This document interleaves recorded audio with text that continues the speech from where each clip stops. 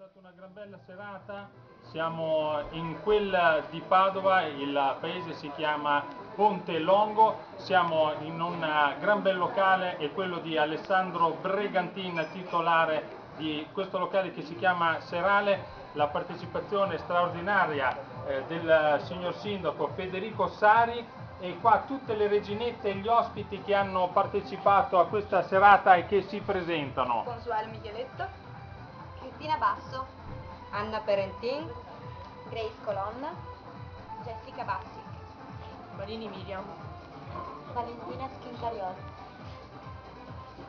Michela Brigantini, Ilaria Ercolani, Giulia Bertani.